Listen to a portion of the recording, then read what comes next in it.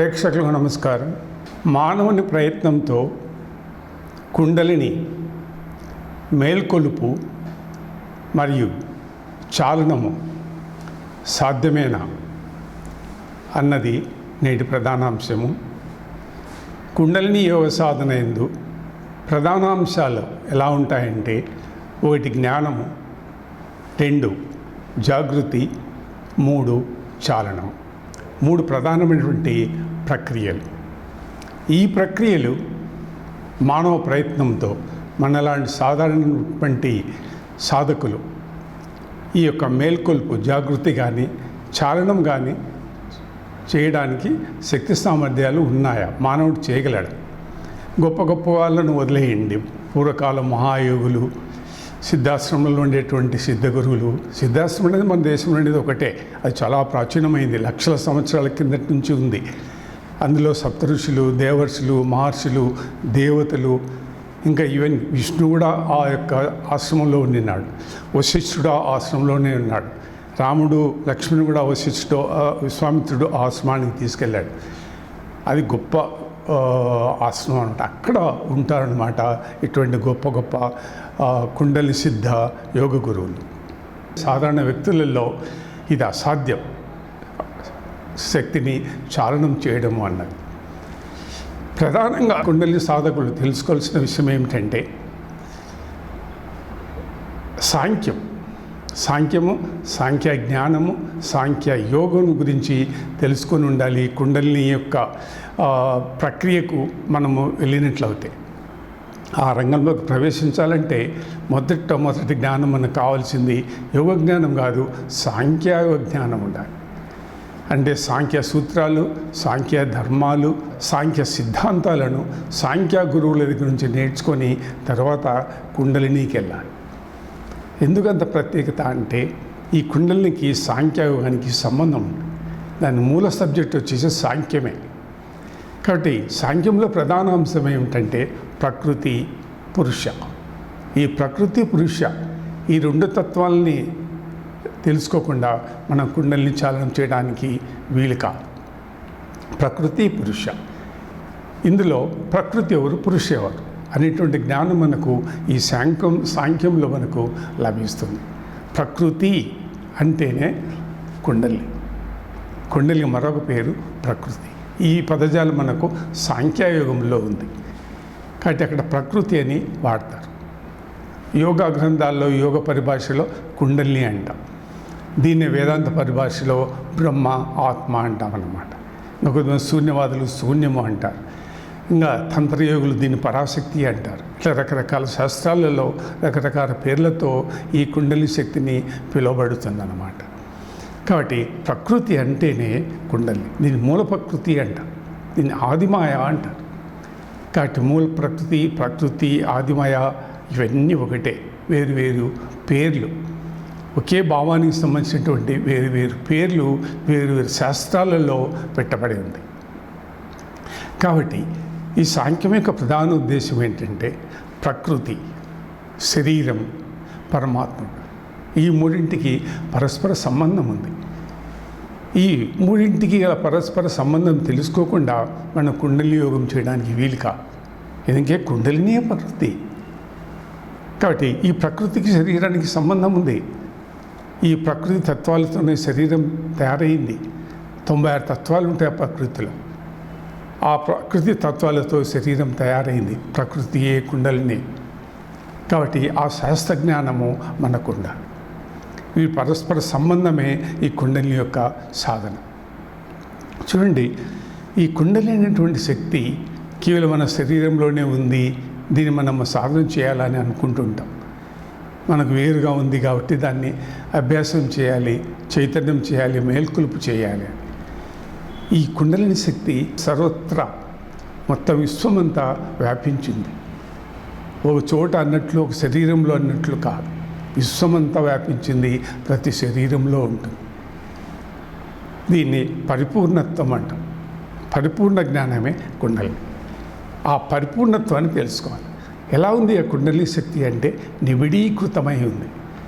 నిబిడీకృతం అంటే ఈ సృష్టిలో ఒక సూది మొన ఉండడానికి స్థలం ఎంత కావాలో అంత కూడా స్థలం లేకుండా మొత్తం ఈ యొక్క కుండలి శక్తితోనే ఆవరించిందనమాట ఈ సృష్టి అంతా.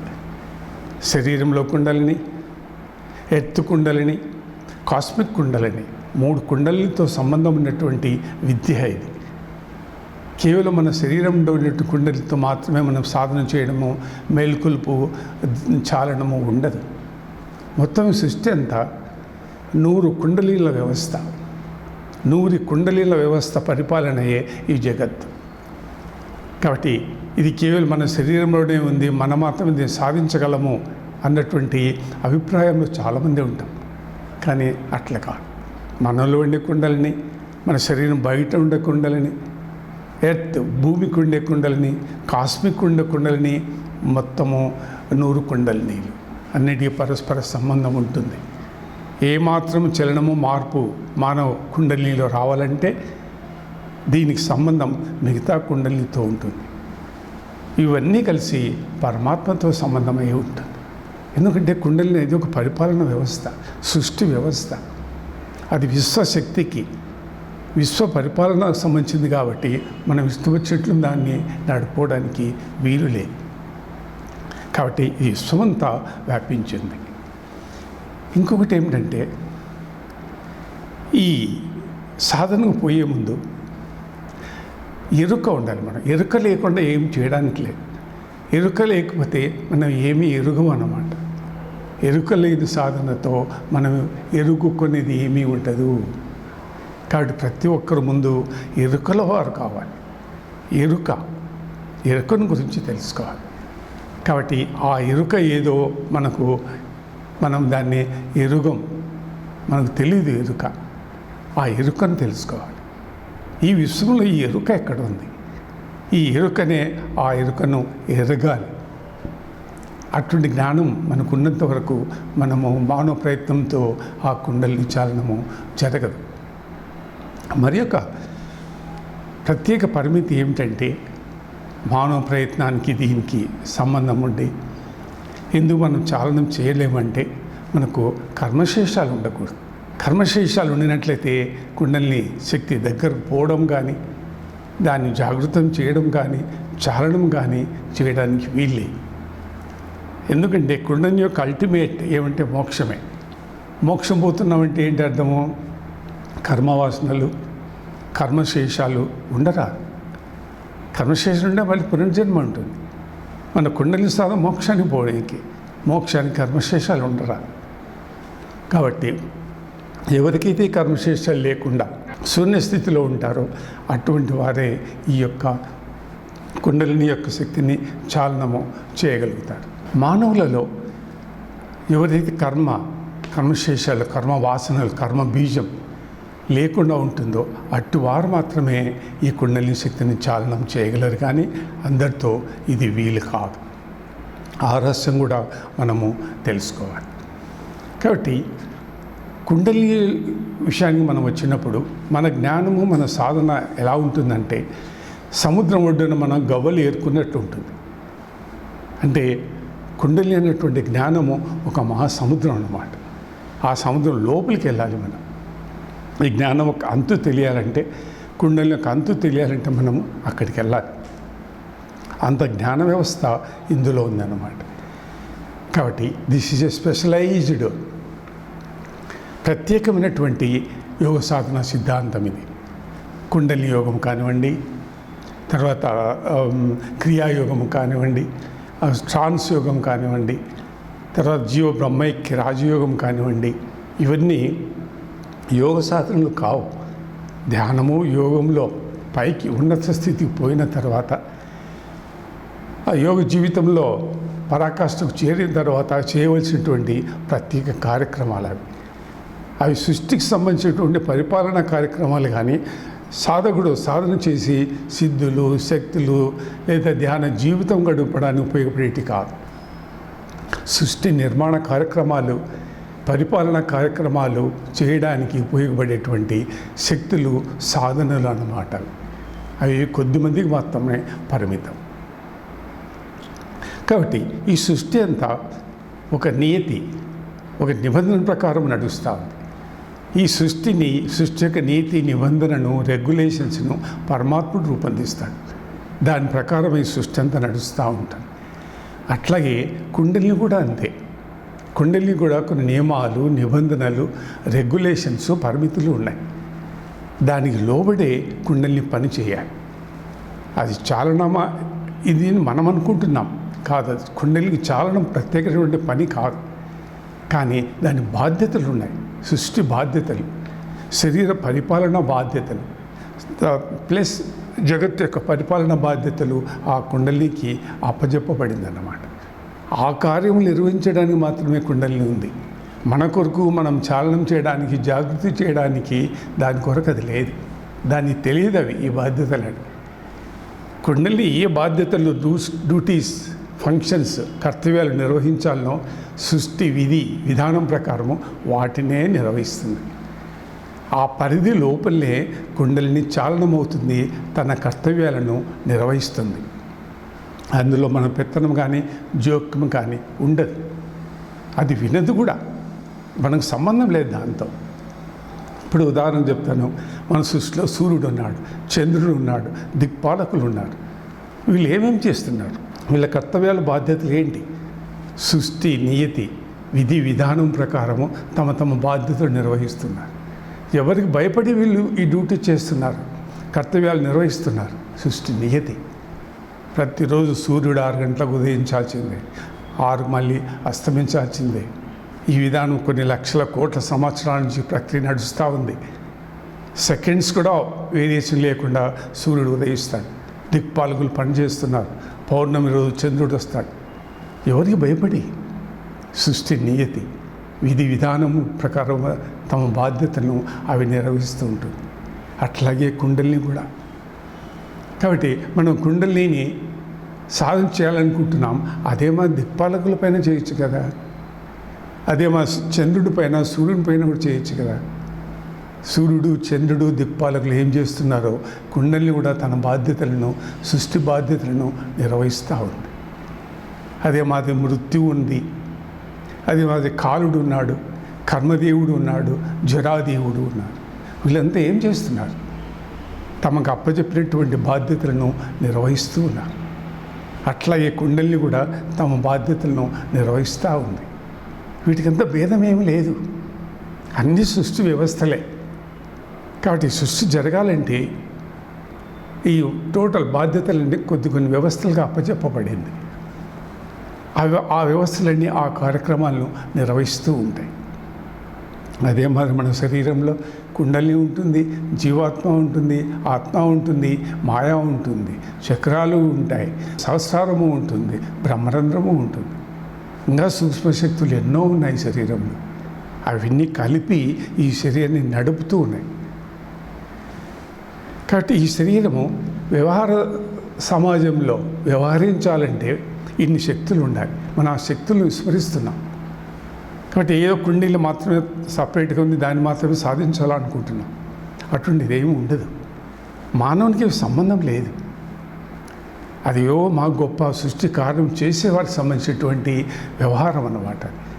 ఎందుకంటే సృష్టి కార్యం నిర్వహించే వాళ్ళు కొద్దిమంది ఉంటారు. వాళ్లకు ఆ కుండలి జ్ఞానం కావాలి.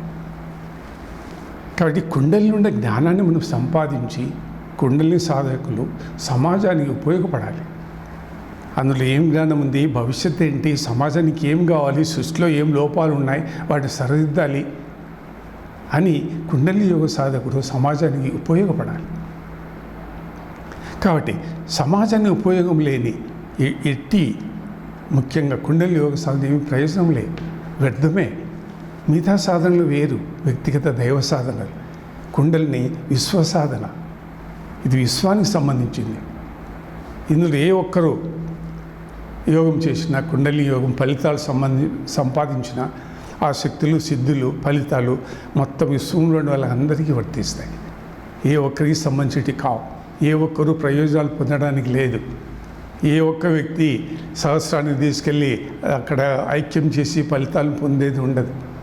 అది విశ్వశక్తి, విశ్వానికి సంబంధించింది. విశ్వ ఫలితాలు ఉంటాయి. కాబట్టి అందరికీ ఫలితాలు రావాలి. ఎందుకంటే కుండలిని విశ్వరూపం, పరమాత్మ యొక్క రూపం అన్నమాట.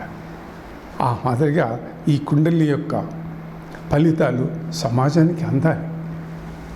కానీ సమాజానికి ఉపయోగపడని ఇటువంటి విశ్వసాధన నిష్ప్రయోజనమే. కాబట్టి ఈనాడు మన సమాజంలో ఎన్నో సమస్యలు సమాజంలో ఉన్నాయి. వర్షాలు లేవు, డ్రాట్ ఓ పక్క ఉంటుంది, వైరస్ లాంటి రోగాలు వస్తున్నాయి, మానవతా విలువలు తగ్గిపోతున్నాయి, ఎన్విరాన్మెంట్ వాతావరణంలో మార్పు వచ్చింది, యుగ ధర్మంలో మార్పులు వస్తున్నాయి.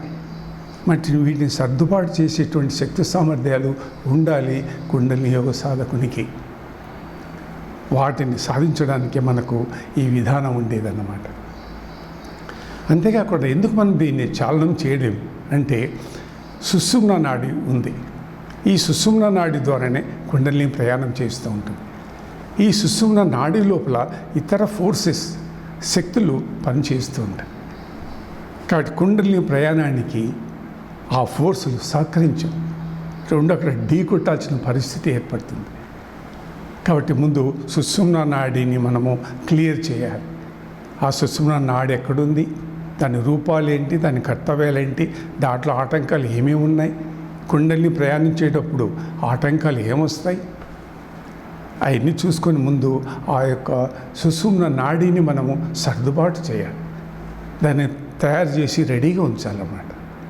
కాబట్టి చాలనా సమయంలో దాన్ని క్లియర్గా రోడ్, హైవే లేకపోతే ఈ కుండలిని పైకి ప్రయాణించలేక పక్కకు తిరుగుతుంది, వంగిపోతుంది అన్నమాట.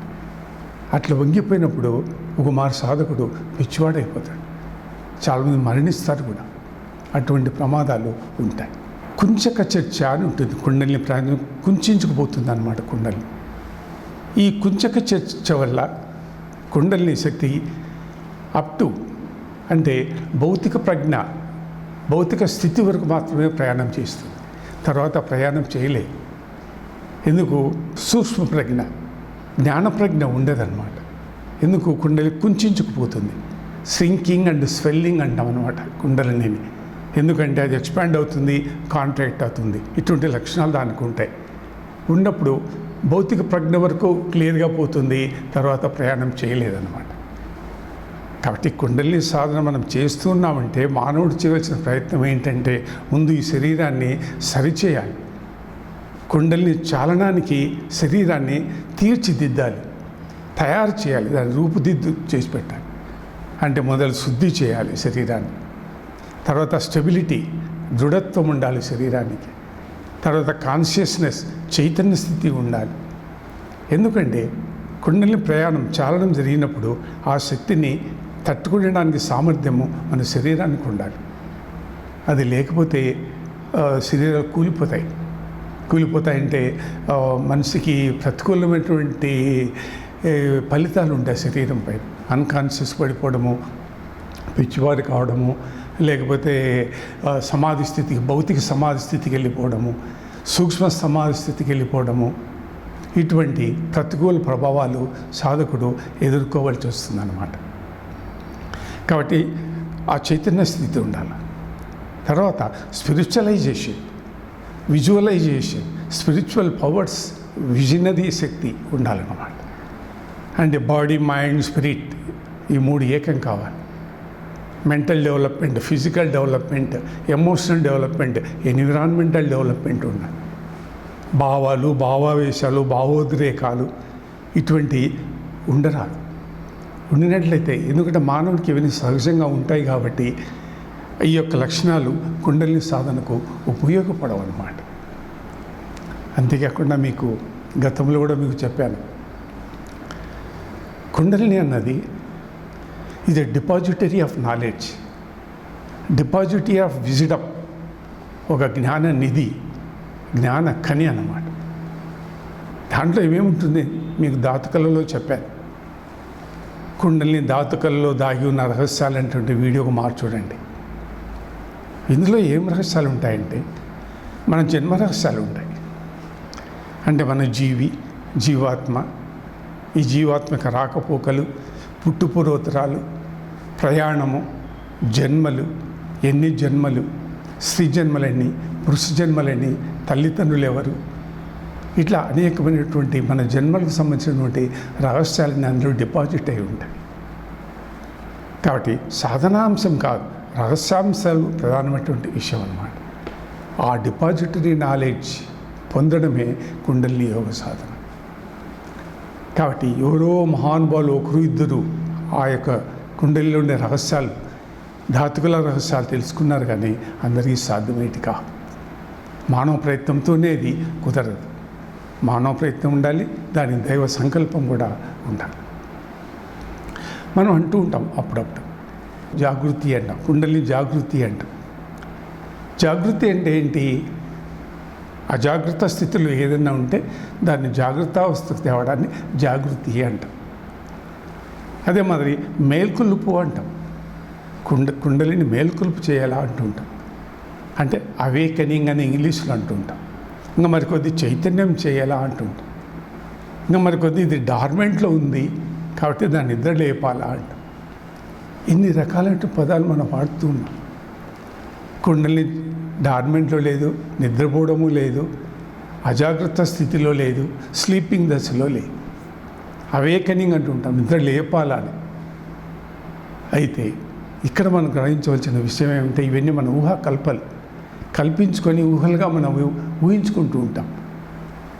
కుండలిని యొక్క కర్తవ్యాలు అంటే మొదటి నుంచి, అంటే తల్లి శరీరంలో గర్భోత్పత్తి, పిండోత్పత్తి, ఆ దశ నుంచి, తండ్రి శరీరంలో బీజోత్పత్తి దగ్గర నుంచి, తల్లి శరీరంలో పిండోత్పత్తి అయిన తర్వాత శిశురూప నిర్మాణం దగ్గర నుంచి, శిశువుకు ఆకృతి, రూపము, కాళ్ళు, చేతులు ఇవన్నీ వచ్చిన ఆ దశ నుంచి, తల్లి శరీరం నుంచి శిశువు బయటకు వచ్చిన తర్వాత శిశువు మొట్టమొదటి శ్వాస తీసుకుంటుంది. ఆ శ్వాస పీల్చేది ఎవరు? కుండలినియే. మరణం వరకు కుండలిని ఎప్పుడు పనిచేస్తూ ఉంటుంది. 24 అవర్స్ జాగ్రత్త అవస్థలో ఉంటుంది, 24 అవర్స్ మేల్కొనే ఉంటుంది, 24 అవర్స్ తన కర్తవ్యాలను శరీరంలో నిర్వహిస్తూనే ఉంటుంది. దాని అజాగ్రత్త స్థితి ఎక్కడుంది? దాని నిద్రావస్థ ఎక్కడుంది? స్లీపింగ్ దశ ఎక్కడుంది? మన అవేకనింగ్ అంటుంటాం, జాగృతి అంటుంటాం. ఇవన్నీ మన ఊహలు, కల్పితాలు. కాబట్టి మరణ దశ వరకు చివరికి కుండలిని తన కర్తవ్యాలను నిలిపివేస్తూనే మనకు మరణం సంభవిస్తుంది. ప్రాణం శరీరంలో ప్రవేశించిన సమయం నుంచి చివరి వరకు మనకు తెలిసినా తెలియకపోయినా, మనం గమనించినా గమనించకపోయినా కుండలిని 24 గంటలు పనిచేస్తుంటుంది. ఈ రహస్యాన్ని మనం గమనించడం లేదు. కాబట్టి అది అజాగ్రత్తగా ఉంది కాబట్టి మనం జాగ్రత్త చేయాలనేది కల్పితం. అది నిద్రపోతుంది కాబట్టి దాన్ని మేల్కొలాలనేది కూడా కల్పితమే. అది 24 అవర్స్ యాక్టివ్గా ఉంటుంది, తన కర్తవ్యాలు నిర్వహిస్తూ ఉంటుంది, శరీరంలో ప్రాణ సరఫరా చేస్తూ ఉంటుంది. ప్రాణాన్ని సరఫరా చేసేది మన శరీరానికి ఎవరు? కుండలియే. కుండలి మనకు ప్రాణం ఒక గ్రహం నుంచి వస్తుంది. వచ్చినటువంటి ఈ ప్రాణాన్ని స్వీకరించేది కుండలియే. అది మళ్ళీ తిరిగి హాస్టల్ బాడీకి అందిస్తుంది. హాస్టల్ బాడీ తిరిగి మనకి ఈథరిక్ బాడీకి అందిస్తుంది. ఈ ఈథరిక్ బాడీ అంటే ప్రాణమయ శరీరం మొత్తం శరీరం అంతా పంపిణీ చేస్తుంది. ఈ ప్రక్రియ ప్రతి సెకండ్, ప్రతి నిమిషము మరణించినంత జరుగుతూ ఉంటుంది. ఈ క్రియలు చేసేది ఎవరు? కుండలిని. మరి కుండలిని మేల్కొనడం ఏమిటి? దాన్ని జాగ్రత్త చేయడం ఏమిటి? ఇవన్నీ మనం ఊహించి కల్పించుకుంటున్నాం. ఇవన్నీ మానవ ప్రయత్నాలు, దైవ ప్రయత్నాలు, దైవ ప్రణాళికలు కాదు. దైవ సంకల్పం అవసరం. కాబట్టి ఊహించుకొని కల్పించుకొని ఈ పదాలన్నీ మనము కుండలి యోగ సాధనకు ఆపాదిస్తున్నాం. ఇటు ఉంటుంది, ఇట్లా చేయాలని. దాని యొక్క మూల ప్రకృతి దగ్గరికి మనం పోవడం లేదు. అదే సాంఖ్యం. సాంఖ్య జ్ఞానం అనుకుంటే ఈ అనుమానాలు రావు, ఈ ఊహా కల్పితాలు ఉండవు, ఈ కల్పితమైన పదాలు, కల్పితమైన సాధనలు ఉండవు. అదే మాదిరి ఇంకోటి చూడండి, షట్చక్రాలు. షట్చక్రాలకు కుండలికి సంబంధం మనము ఆపాదిస్తూ ఉంటాం. కుండలిని తన క్షేత్రం నుంచి ప్రారంభమైన తర్వాత అన్ని షట్చక్ర కేంద్రాలను టచ్ చేసుకుంటూ, తగులుతూ, ప్రతి చక్రంను చుట్టుకుంటూ పైకి ప్రయాణింప చేయాలి అని మనం అనుకుంటూ ఉంటాం. ఇక్కడే మనం గ్రహించవలసిన రహస్య విషయం ఉంది. కుండలిని వేరు, చక్రాలు వేరు. కుండలిని వ్యవస్థ వేరు, చక్రాల వ్యవస్థ వేరు. కుండలిని ఉన్నట్లు చక్రాలకు తెలియదు, చక్రాలు ఉన్నట్లు కుండలినికి తెలియదు. ఎందుకంటే మాయాపొరలు అడ్డం ఉంటాయి. ప్రతి ఒక్క వ్యవస్థకు మాయాపొర అడ్డం ఉంటుందన్నమాట. అంతేకాకుండా ఈ కుండలిని అన్నది మనకు సుషుమ్న నాడిలో ప్రయాణం చేస్తుంది. చక్రాలు అనేది స్పైనల్ కార్డుకు సంబంధించింది. అవి ఒట్టి శక్తి కేంద్రాలు. అది పదార్థం కాదు, భౌతికం కాదు, శక్తి కేంద్రాలు. అంటే ప్రాణాన్ని రీడిస్ట్రిబ్యూట్ చేసేటువంటి సెంటర్స్ అన్నమాట. దానికి కుండలికి ఏం సంబంధం లేదు. మనం సాధించేది ఉండదు. కుండలిని ప్రయాణించేది సుషుమ్న నాడి ద్వారా. చక్రాల కర్తవ్యాలు ప్రాణవాయువు శరీరం అంతా పంపిణీ చేసేటువంటి శక్తి కేంద్రాలు. అంటే టీవీ రిలే స్టేషన్ మాదిరి పనిచేస్తుంటాయి, లేదా సెల్ ఫోన్ టవర్స్ మాదిరి పనిచేస్తుంటాయి. అంతే. తీసుకున్న ప్రాణశక్తిని తిరిగి అన్ని ప్రాంతాలకు, శరీరంలో అన్ని ప్రాంతాలకు పంపిణీ చేస్తూ ఉంటాయి. దాంట్లో మనం సాధించేది ఏమీ ఉండదు. కాబట్టి అవి తమ కర్తవ్యాలను నిర్వహిస్తూ ఉంటాయి. శరీరం పనిచేయడానికి తమ బాధ్యతలను, విధులను చక్రాలు నిర్వహిస్తూ ఉంటాయి. అదే మాదిరి కుండలిని తన బాధ్యతలను, కర్తవ్యాలను శరీరం నిర్వహిస్తూ ఉంటుంది. ఎవరి బాధ్యతలు వారి, ఎవరి వ్యవస్థ వారి. ప్రతి ఒక్క వ్యవస్థకి మాయ పొర అడ్డం ఉంటుంది, మాయ ఆవరించి ఉంటుంది. మాయ క్షేత్రాలలో పనిచేస్తుంటాయి ఇవన్నీ. అదే మొదటి జీవాత్మ, పరమాత్మ, ఆత్మ అంటాం.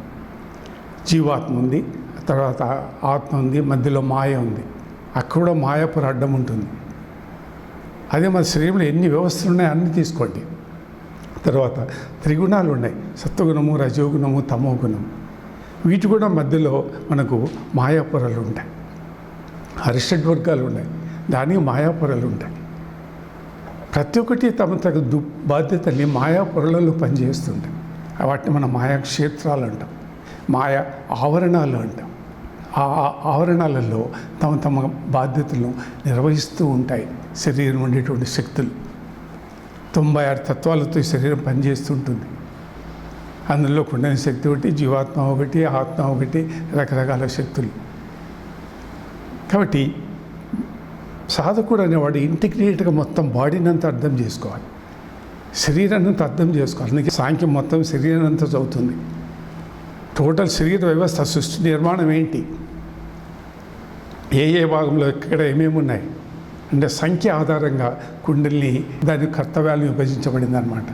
2 కళ్ళు, 2 ముక్కులు, 2 చెవులు, 1 నోరు, 1 కిడ్నీ, 1 హార్టు, ఇట్లా శరీరాన్ని అంతా అనలైజ్ చేస్తారన్నమాట. చేసి సూక్ష్మంగా ఉండేటువంటి శక్తి ఏది, ఆ శక్తి మూల ప్రకృతి కుండలి. కపిల మహర్షి, కన్వ మహర్షి గొప్ప గొప్ప యోగులంతా రూపొందించినటువంటి తత్వం అన్నమాట ఇది. వాళ్ళకే ఈ రహస్యం తెలుసు. తర్వాత దానిపైన పెద్ద ప్రయోగాలు చేసిన వాళ్ళు, సాధన చేసిన వాళ్ళు లేరు. ప్రకృతి గురించే తెలియదు. ప్రకృతి మనం నెగ్లెక్ట్ చేస్తున్నాం.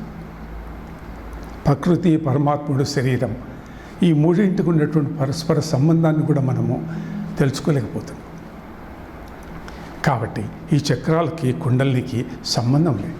కాబట్టి మనం ఊహించుకొని కల్పించుకుంటున్నాం, చక్రాల మీదుగా కుండలిని ప్రయాణింపచేయాలి, ఆ చక్రాల చుట్టూ తిరుక్కుంటూ పోవాలి అని. కుండలిని సుషుమ్న నాడిలో ప్రయాణం చేస్తుంది. స్పైనల్ కార్డులో మనకి చక్రాలు అంటే శక్తి కేంద్రాలు ఉంటాయి. శక్తి కేంద్రాలు ప్రాణాన్ని డిస్ట్రిబ్యూట్ చేస్తుంటాయి. అవి యాక్చువల్గా చక్రాలు కాదు, అవన్నీ ఆత్మశక్తులు, ఆత్మరూపాలు. వాటిని మనము అకారాత్మ, సకారాత్మ, ఉకారాత్మ అని మనకు పేరు. యోగశాస్త్రాల్లో మనం వాటి చక్రాలు అంటాం. అంతే, అవి చక్రాలు కావు, అన్నీ ఆత్మరూపాలే. కుండలిని కూడా ఆత్మరూపమే, చక్రాలు కూడా ఆత్మరూపాలే. అన్ని ఆత్మకు రూపాలు, అంశలే. ఇప్పుడు చూడండి, బ్రహ్మ, విష్ణు, మహేశ్వరుడు, ఇంద్రుడు, తర్వాత ఈ జగత్తు యొక్క కార్యక్రమాలు, ఇవన్నీ ఏంటివి? ఆత్మ యొక్క ఉపాధులు, ఆత్మకు ఉపాధులే. అదే మాదిరి కుండలి కూడా ఆత్మకు ఉపాధే. కాబట్టి మనం బ్రహ్మను, విష్ణువును, మహేశ్వరుని ఈజీగా పొందవచ్చు కదా. ఎందుకు సాధించలేకపోతున్నాం? ఇవన్నీ ఆత్మకంశాలే కదా, కుండలు కూడా ఆత్మకంశాలే. కాబట్టి ఆ మూల రహస్యం తెలుసుకోవాలి. ఈ వ్యవస్థ, దేవతా వ్యవస్థ అంతా ఎవరు? ఆత్మ యొక్క ఉపాధులే. వేదంలో చెప్పబడింది చూడండి, అహం బ్రహ్మ, అహం విష్ణు, అహం ఈశ్వర, అహం ఇంద్ర, సర్వం ఇదం ఇదం, అంతా నా యొక్క స్వరూపాలే, నాకు ఉపాధులే. ఉపాధి, ఇక్కడ వ్యక్తులు ఉండరు. ఆత్మ యొక్క ఉపాధులు బ్రహ్మ విష్ణు మహేశ్వరుడు ఇంద్రుడు. అదే మాదిరి కుండలిని కూడా ఉపాధియే, జీవాత్మ ఉపాధియే, ఆత్మ ఉపాధియే, సుషుమ్న నాడి ఉపాధియే, సహస్రారం ఉపాధియే. ఇవన్నీ శరీర కర్తవ్యాలు నిర్వహిస్తూ ఉంటాయి అంతే. కాబట్టి మనము సాంఖ్య జ్ఞానాన్ని, ఆత్మజ్ఞానాన్ని పొంది ఫలితాలను సాధించాలి. కాబట్టి చక్రాలకు దానికి సంబంధం ఉండదు. అదే మాదిరిగా చాలామంది ఉంటారు, స్త్రీ పురుషులు కలిసి, ఇద్దరు కలిసి కుండలిని యోగసాధన చేస్తే ఫలితాలు త్వరగా వస్తాయి, కుండలి శక్తి కదులుతుంది, పైకి పోతుందని. అది కూడా సరైనటువంటి ఆలోచన కాదు. ఎందుకంటే కుండలి స్త్రీ కాదు, పురుషుడు కాదు, నపుంసం కాదు, ట్రాన్స్జెండర్ కాదు. ప్రతి ఒక్క వ్యక్తిలో సమానంగా ఉంటుంది. స్త్రీ, పురుషుడు, ముసలివాడు, చిన్నపిల్లవాడు, దానికి సెక్స్ భేదాలు ఉండవు. ఎవరి శరీరం వాళ్ళదే. మనం భార్యాభర్తలం కావచ్చు, కుటుంబ వ్యవహారం, అది సృష్టి వ్యవస్థ కాదు. అదే మాదిరి ఇది అర్ధనారీశ్వరి విధానం, తత్వం. ఇది అర్ధనారీశ్వరం అంటే ఈ సృష్టి అంతా అర్ధనారీశ్వరి తత్వంతో ఉత్పన్నమైంది. ఆ అర్ధనారీ తత్వమే కుండలి వ్యవస్థ. స్త్రీ పురుషు ఇద్దరు విడిపోయిన వ్యవస్థ అన్నమాట కుండలి వ్యవస్థ. శక్తి మాత్రం కుండలి క్షేత్రంలో ఉంటుంది. ఆది స్థితిలో శ్రీ గురుమూర్తి స్థానం ఇదే అన్నమాట. సహస్రాలు అక్కడ ఉంటాడు. రెండు విడివడి ఉన్నాయి. అదే అర్ధనారీశ్వరి విధానం. ఆ రెండింటిని కలపాలి. అదే కుండలి యోగ సాధన. కాబట్టి మానవ సంకల్పం ఉండాలి, తర్వాత పరమాత్మ యొక్క అనుగ్రహం కూడా ఉండాలి. కేవలం మానవుడు తన సొంత ప్రయత్నంతో కుండలిని సాధన చేయలేడు. శక్తి యొక్క సహకారం లేనిది ఏది సాధించలేదు. తర్వాత కాబట్టి ఆ పరమాత్మ యొక్క రాకకు మనం శరీరాన్ని తయారు చేయాలి. పరమాత్మ యొక్క సంకల్పము ప్రయాణించి ఆ మార్గం ద్వారాగా కుండలి క్షేత్రానికి తెప్పించాలన్నమాట. పరమాత్మ యొక్క సంకల్పం లేనిది కుండలిని యాక్టివేట్ కాదు. ఎందుకంటే పరమాత్మకి అంశయే కుండలిని. కానీ పరమాత్మని ఆదేశించే శక్తి మనకుందా? ఆ పరాశక్తిని, ఆదిశక్తిని ఆదేశించే శక్తి మనకుందా? కదలమని, చాలనము, కమ్మని, మేల్కొనుమని చెప్పేటువంటి శక్తి సామర్థ్యం మానవునికి ఉన్నాయా? అసాధ్యం. ఊహకి అందని ఆలోచన అన్నమాట అది. కాబట్టి మనకు ఆ సంకల్పం, ఆలోచన ఉండొచ్చు, కానీ జ్ఞానం ప్రధానం. అవి తెలుసుకొని పరమాత్మక అనుగ్రహంతో ముందుకు సాగాలి. కాబట్టి సరస్వతి చాలనంతో మనం మొదలుపెట్టాలి. దీన్ని సరస్వతి చాలనం అంటాం. కుండలిని చాలనం ఉండదు, సరస్వతి చాలనమే ఉంటుంది. కాబట్టి మన ప్రయత్నము పరమాత్మ యొక్క సంకల్పం. అంతేకాకుండా ఈ యొక్క కుండలిని చాలనం అనేది ఈ యుగంలో అసంభవం. ఎందుకంటే ఇది కలియుగం. కలియుగంలో అటు శక్తికి, అటు సాధనకు ఫలితాలు ఉండవు, లభించవు. ఎందుకంటే యుగధర్మం అన్నమాట. కాబట్టి ఆ యుగధర్మం ప్రకారం ఆ ఫలితాలు లభించవు. కుండలి యోగ సాధనకే కాదు, యోగము కానీ, ధ్యానం కానీ, యజ్ఞం కానీ, యాగం కానీ. అదే మాదిరి మనము తల్లిదండ్రులను పూజించము, ఆరాధించము, గోపూజ చెయ్యము, కుటుంబ వ్యవస్థ పటిష్టంగా ఉండదు, కుటుంబాలు బలహీనపడతాయి, కుటుంబాలు విడిపోతాయి. చూసారు, ఇట్లా ఎన్నో ప్రతికూల ఫలితాలు మనకు కలియుగంలో ఉంటాయి. కాబట్టి ఆ ప్రతికూల వాతావరణం ఉంటుంది. కాబట్టి కుండలిని చాలనం చేయడము మానవునికి అసాధ్యమైన పని. కాబట్టి ఆ పరమాత్మ సంకల్పం ఉండాలి, మన ప్రయత్నం ఉండాలి. అప్పుడు మనము ముందుకు పోగలం. కాబట్టి సాధకులు ఈ విధంగా మన ప్రయత్నం ఎంత, దైవ సంకల్పం ఎంతో తెలుసుకొని కుండలిని చాలనానికి ప్రయత్నించండి. ఇంతటితో ఈ యొక్క వీడియో ముగిద్దాం. నమస్తే. జై హింద్.